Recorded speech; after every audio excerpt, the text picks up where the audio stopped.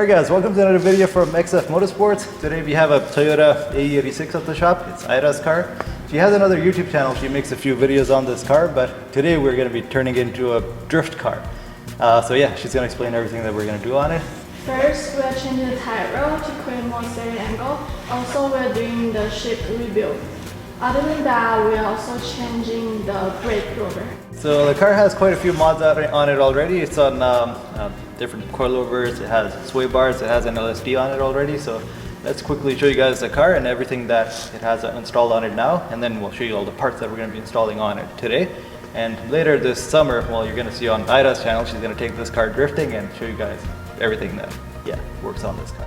So starting off by showing you guys the car and everything that it has installed on it already. So yeah, this is the car. It's already on coilovers, adjustable sway bars and sway bar links, which is of course pretty important for drifting because you can change the balance around by stiffening or making the roll bar less stiffer. And next we're actually going to be changing the tie rods. I'll show you the parts a little later to increase the steering angle. We're changing the knuckles as well. The car also has a aftermarket exhaust on it already. It's on long tube headers. Sounds pretty good already, so it's ready for the drifting sound, but we gotta get it ready for the rest of the thing. Going back on the car. This car has LSD installed, which means it's half drift ready already. Yeah, so of course you can tell it has an LSD because when I move this wheel, you can see that wheel moves along with it as well. Pretty cool. It's definitely on its way to be a proper drift car. On the rear it also has coilovers. So showing you guys the parts that we're going to be installing on the car today. We have these pretty cool steering knuckles. They come with these adjustable square kind of things that you can change the angle of, and this will basically change the Ackerman angle when this goes inside when you use it in the car.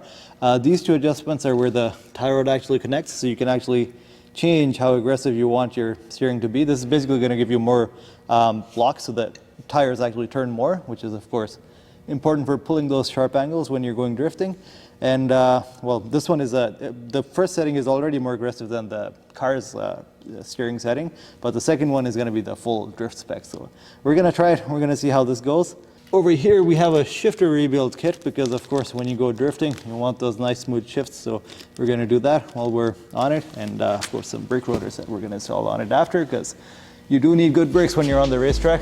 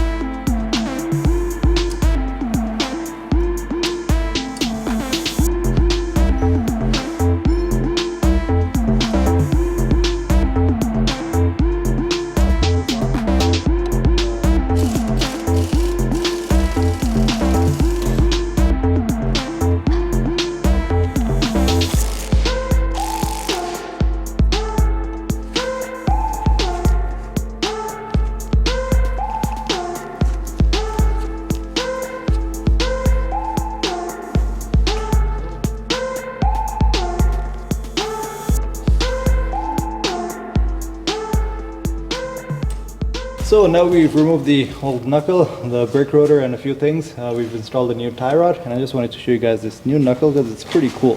So it has different settings. You can change the Ackerman on it, go with whichever one you need. This will change the angle of the knuckle, make it more towards like a parallel steering rather than the normal Ackerman geometry that this car had. So it's more like a racing steering. And these two settings then make it more aggressive, so they will give you more lock when you turn the car fully. So Ira, which settings do you want to go with? Street settings or? Let's go full drift spec. Full drift spec, perfect. Okay, let's do that.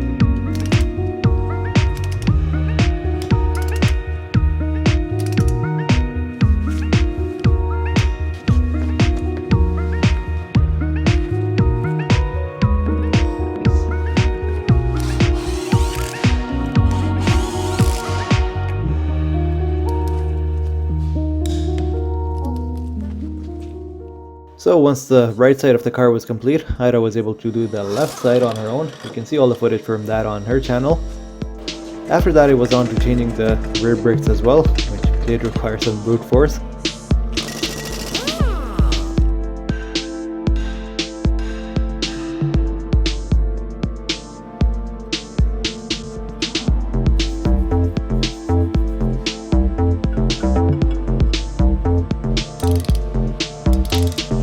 And after that, it was on to the shifter rebuild, which was also pretty straightforward on this car.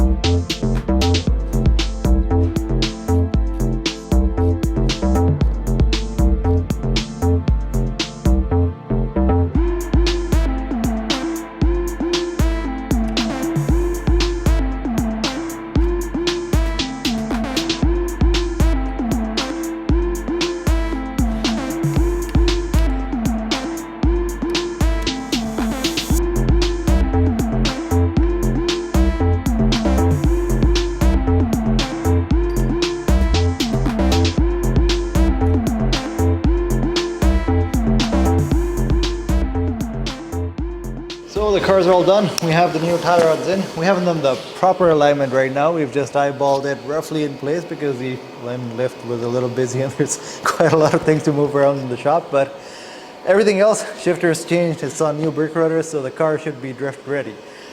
Winter, unfortunately, well, summer unfortunately hasn't come yet, so we can't really take it drifting, but we can take it to a parking lot and do some donuts. Let's go.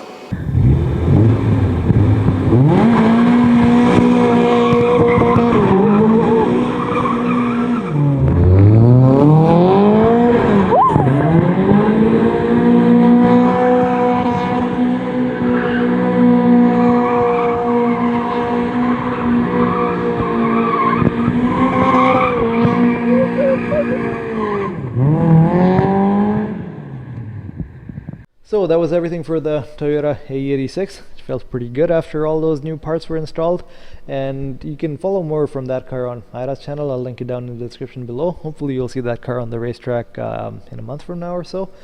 And well, also showing you guys something you might even see sooner than a month from now working. It's going to be this engine dyno. This was something that we built it like 3 months back, but after that we got really busy and we didn't even get time to do all the finishing touches on it and test this engine out. This was the V12 engine that we had to tune and put back in that car, the SEC. But it's been sitting on this engine dyno for quite a while now. It looks a little different because the turbos and a few things are removed right now, but we're going to be putting them back on really soon, and then tuning it basically on this engine dyno. This is the Haltech that controls the engine, and yeah, basically I'll show you all this stuff in the next video. It's really cool. This one, I was actually making these analog gauges for it right now because it is digital. All the readings and stuff show up on the laptop, but I also wanted to make analog dials on it just so that everything looks cooler. This is basically going to show you the actual torque and horsepower and RPM readings when the engine is actually doing a dyno run, so it's going to be really cool seeing all these change as the engine is running. For this one, for the V12 engine, our power goal is 900 horsepower, so let's actually see if we get there with this one. And right after this one is done and tuned and tested, we're going to be putting the F1 engine on this engine dyno. Well, I call it the F1 engine. It was actually a V8 engine, really similar to that one, the one in my car, because it's going in a single-seater replica F1 car. It's going to be something that's going to be even lighter than this car and even much faster than this car, so it's also something I'm really excited about. I haven't had too much time to work on it for, well, the last few months, but we're going to get to that really soon, right after this engine is done. And for that one, our power goal is also 900 horsepower. So yeah, hopefully in the next video you guys are going to see more from this, but also, well, showing you guys what's going on my car over here. We just started on this car today actually, and we took the transmission off. We had to change a clutch on it. This was actually the first time we took this car apart, well, apart in half actually, since I made it. So it's held together for a really long time, but we while everything is apart, we're going to take the time to clean up everything. There's quite a lot of oil and stuff from this whole dry sump system that is, well, sitting everywhere on the engine that I need to clean up, and I'm also going to make a new solution for this breather system on the dry sump. So this one you probably didn't see actually in the previous video too well because you couldn't see that from underneath the car, but basically, yeah, this is the external tank that stores all the oil when the engine is running, and the engine basically takes oil from this tank. The oil pan that is below the engine is constantly being sucked dry by the scavenging pumps, and they lead oil back to this one.